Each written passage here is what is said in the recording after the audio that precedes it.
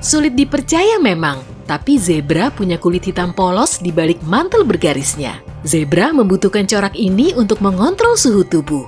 Garis-garis ini menciptakan aliran udara yang sejuk yang mengalir ke seluruh tubuhnya.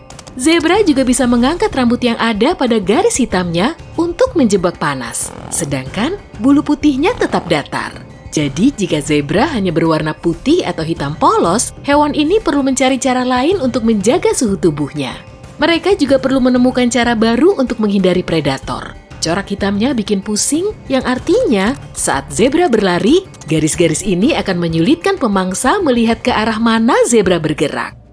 Panda tidak menggunakan bulunya untuk mengontrol suhu tubuh. Warna hitam di sekitar mata panda sangat penting untuk bertahan hidup di hutan. Ini membantu mereka mengenali dan berkomunikasi dengan panda lain. Predator utama mereka adalah macan tutul, jadi bulu hitam di wajah dan kakinya ini membuat mereka sulit dikenali. Panda bisa menyatu dengan lingkungan sekitarnya dalam kondisi gelap. Dan warna putih yang lebih dominan membantu mereka bersembunyi selama musim dingin. Cheetah punya lebih dari 2.000 bintik hitam di sekujur tubuhnya. Tiap bintiknya punya pola yang unik. Bintik-bintik ini diperlukan untuk menyamar saat mengintai mangsa.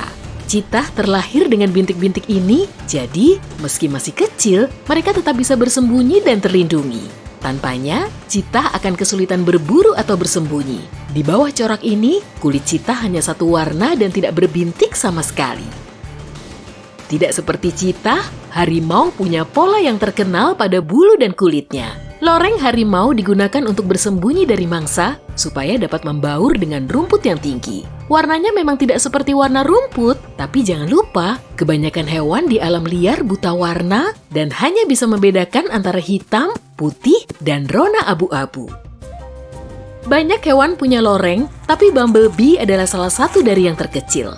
Garis-garis hitam dan kuningnya membantu melindungi mereka dari predator, layaknya sebuah peringatan yang mengatakan, "Hei, memakan lebah bisa membuatmu menderita karena disengat." Lebah juga bisa berwarna hitam atau putih polos, tapi bukan albino. Ada juga loh yang bergaris merah, jingga dan kuning, atau bahkan biru, hijau dan ungu. Coba temukan mamalia lain yang lebih berwarna dibanding mandrill alias monyet dukun. Kamu pasti gagal. Mandrill punya warna merah, pink, biru, dan ungu di wajah dan bokongnya. Warna ini biasanya menentukan status sosial mereka. Makin cerah, maka makin penting mereka dalam kelompoknya. Mandrill jantan dengan warna paling cerah adalah bos besarnya. Hewan ini hidup berkelompok dengan anggota hingga 200 ekor.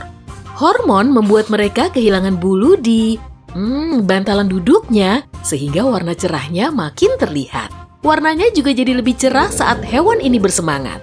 Jadi, ya, selain pipi, bagian ini juga memerah. Tapi hal ini hanya terjadi pada mandrill jantan.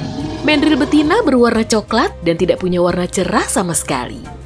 Babun dewasa terlihat sangat mirip dengan mandrill, tapi warnanya berbeda. Saat baru lahir, kulit babun berwarna pink, tapi kemudian makin gelap seiring bertambahnya usia. Keunikan juga terjadi pada bulu di tubuhnya. Babun yang baru lahir berbulu hitam, tapi lama-lama makin terang seiring pertumbuhannya. Hingga akhirnya, warnanya menjadi abu-abu terang. Sulit untuk menemukan alasan di balik hal ini, tapi warna abu-abu mungkin membantu mereka menyamar. Warna laba-laba peloncat jantan hampir sama meriahnya dengan mandrill. Tubuhnya bisa berwarna merah, biru, dan kuning. Tapi, warna-warna ini bukan untuk menarik laba-laba betina. Sebaliknya, ini digunakan sebagai pertanda bahwa mereka beracun. Meski terlihat menakutkan, laba-laba jenis ini sebenarnya sangat ramah. Jaguar punya corak yang indah dan unik. Tiap bintiknya berbentuk seperti mawar, sehingga corak ini disebut roset. Meski jaguar sangat mirip dengan macan tutul, ternyata lumayan mudah membedakannya. Jaguar lebih besar daripada macan tutul, begitu pula bintik-bintiknya. Tapi terkadang ada mutasi genetik dan keduanya bisa berwarna hitam polos. Yang hitam disebut panter hitam. Benar, mereka bukan dari spesies yang berbeda. Lihat betapa gagahnya. Burung merak tampak berwarna-warni, tapi warna bulu merak sesungguhnya adalah coklat. Bulu burung yang indah ini punya desain unik yang memantulkan cahaya dengan cara yang istimewa. Ini membuat mereka terlihat berwarna biru zamrud dan toska. Terkadang, warnanya berubah tergantung dari arah mana kita melihatnya. Untuk menarik pasangan, merak jantan wajib memperlihatkan pola mata di ekornya. Iya, seperti kata pepatah, dari mata turun ke hati. Merak punya sekitar 200 bulu besar di ekornya dan 170 diantaranya memiliki mata. Beruang kutub punya kulit berwarna hitam di balik bulu putihnya. Sebenarnya, bahkan bulunya pun tidak benar-benar berwarna putih. Bulu di mantelnya berongga dan hampir transparan, sehingga membuatnya sulit terlihat dalam salju. Tapi kulit hitamnya menyerap panas matahari. Masalahnya, mereka harus menjaga bulu mereka tetap bersih setiap saat. Jika tidak, bulunya tidak bisa membuat mereka tetap hangat. Jerapah membutuhkan corak di bulunya untuk menyamar. Semua jerapah punya corak berbeda dan unik, seperti sidik jari kita. Tapi pola ini sebenarnya lebih rumit daripada kelihatannya. Mereka punya sistem pembuluh darah yang kompleks di bawah pola ini yang membantu menyebarkan panas karena di sanalah darah berada sangat dekat dengan permukaan kulit. Tapi, kulit jerapah sendiri tidak punya jejak dari pola yang sama. Semua kura-kura juga memiliki pola berbeda. Polanya terdiri dari kotak-kotak yang disebut perisai, atau tameng juga boleh. Terkadang, warnanya cerah untuk menarik lawan jenis. Pola tempurung kura-kura sebenarnya dipengaruhi oleh seberapa hangat atau dingin kondisi mereka sebelum lahir. Jika suhunya rendah, polanya akan lebih tebal dan besar. Jika suhunya lebih tinggi, kotak-kotaknya lebih kecil saat kura-kura baru saja menetas.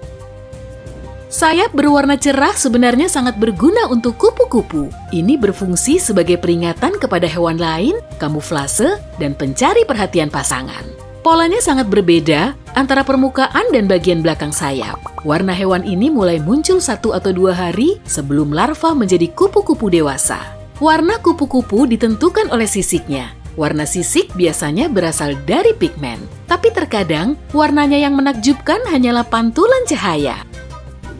Hewan warna-warni lainnya adalah katak pohon bermata merah. Saat masih kecil, tubuhnya berwarna coklat polos. Tapi ketika dewasa, tubuhnya berubah jadi hijau, serta terdapat garis-garis kuning dan biru di sisinya. Kakinya bisa berwarna jingga atau bahkan merah seperti matanya. Dan ada sedikit bercak biru di kakinya. Makhluk ini terlihat seperti pelangi kecil untuk menyamarkan diri. Selain itu, saat hewan ini melarikan diri, predator bisa dibuat bingung oleh semua warna cerahnya. Ikan buntal adalah ahlinya kamuflase. Mereka tidak punya sisik, tapi kulitnya terlihat persis seperti karang yang membantu melindunginya dari predator. Kulitnya putih, tapi tertutup garis hitam, coklat, dan hijau. Tapi andai ada yang berhasil memangsanya, masih ada perlindungan terakhir, yaitu racunnya. Boa pembelit punya pola indah yang terbuat dari sisik warna-warni. Sisik boa peka terhadap panas, begitu pula bibirnya. Hei, cium saja kalau penasaran. Kepekaan ini membantunya menemukan mangsa. Warna sisik ini sebenarnya lebih berfungsi sebagai kamuflase, meskipun terkadang kamu bisa menemukan boa albino. Sapi yang memberi kita susu segar dan punya pola yang khas disebut sapi Holstein Friesian. Tidak ada yang tahu pasti kenapa mereka butuh pola ini. Tapi, beberapa tidak berwarna hitam dan putih, bisa juga merah dan putih karena gen resesif. Tapi kamu tidak mungkin pernah melihat 2 ekor sapi dengan pola yang sama, semuanya berbeda. Keren ya? Katak beracun berwarna sangat cerah. Warnanya adalah campuran acak antara jingga dan merah, hampir seperti warna neon, tapi juga bisa berwarna toska. Beberapa di antaranya bahkan punya bercak emas dengan bintik hitam. Warna-warna cerah ini membantu mereka mengatasi 2 tantangan sekaligus. Pertama, sebagai peringatan untuk hewan lain betapa beracunnya mereka. Ini ide yang bagus karena tidak ada yang mau makan racun. Terkadang, tidak ada salahnya punya reputasi buruk kan? Seekor katak emas beracun sepanjang 2,5 cm punya racun yang cukup untuk melumpuhkan 10 orang dewasa. Kedua, warna ini membantu katak jantan menarik perhatian katak betina yang lebih tertarik pada katak yang lebih cerah daripada yang pucat. Rupanya, racun tidak membuat para wanita mundur.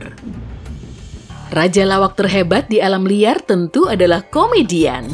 Maaf, maksudku kameleon, si raja warna. Beberapa darinya bisa mengubah warna tubuhnya dengan drastis, sementara yang lain hanya bisa mengganti rona warna kulitnya. Ada proses sangat rumit yang terjadi di balik perubahan warna ini.